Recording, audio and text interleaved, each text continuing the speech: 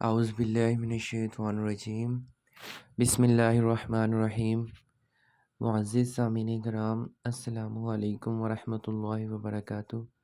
میں ہوں آپ کا ہوسٹ حافظ محمد کامران۔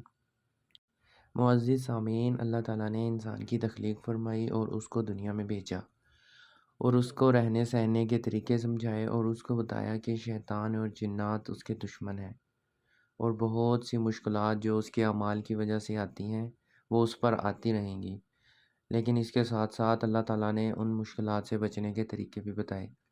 ان مشکلات سے بچنے کا سب سے آسان اور مؤثر طریقہ ہمیں حدیث مبارکہ سے یہ ملتا ہے کہ اللہ تعالیٰ کے جو نام، ان کو اسم اعظم بھی کہا جاتا ہے، ان کا ورد کرنے سے اور پڑھنے سے دنیا میں موجود تمام مشکلات کا حل اور ان سے نجات کا طریقہ موجود ہے۔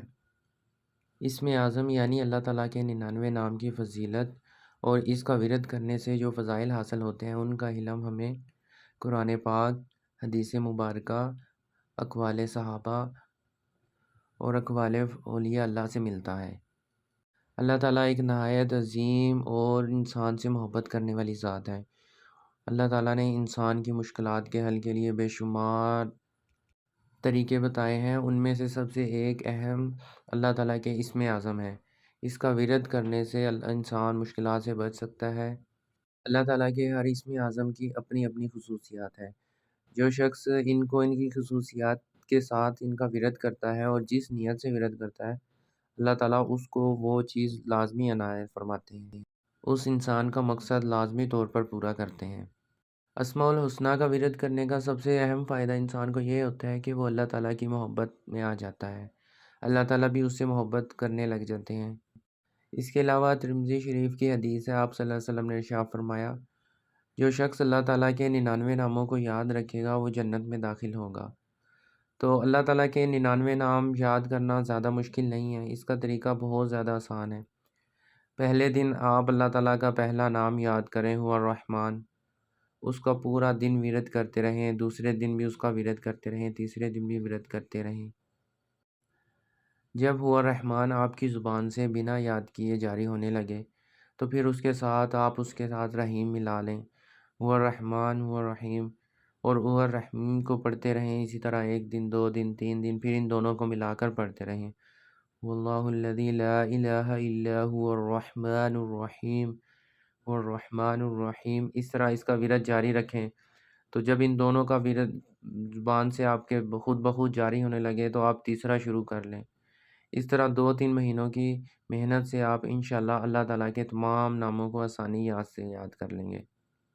سامعین کرام، جیسا کہ ہم جانتے ہیں کہ ہمارے اعمال کیا ہیں، ہماری بخشش اللہ تعالیٰ کے اور آپ صلی اللہ علیہ وسلم کے وسیلہ سے ہی ممکن ہے۔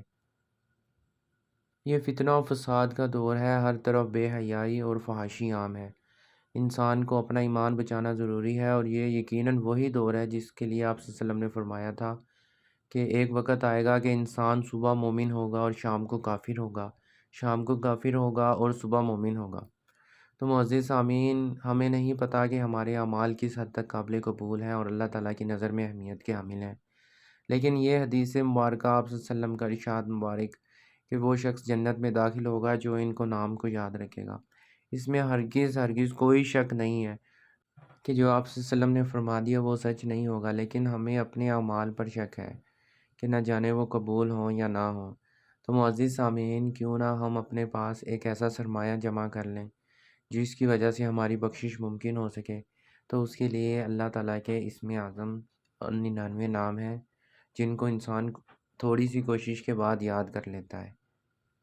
ان کو یاد کرنے کا ایک اور آسان طریقہ یہ ہے کہ ان کو آڈیو میں ہر روز سنا جائے، ان کو دیکھا جائے، ان کا ترجمہ پڑھا جائے، تو یہ خود بخود یاد ہونے لگتے ہیں۔ معزز سامعین، امید کرتا ہوں کہ آپ کو ہماری ویڈیو پسند آئی ہوگی۔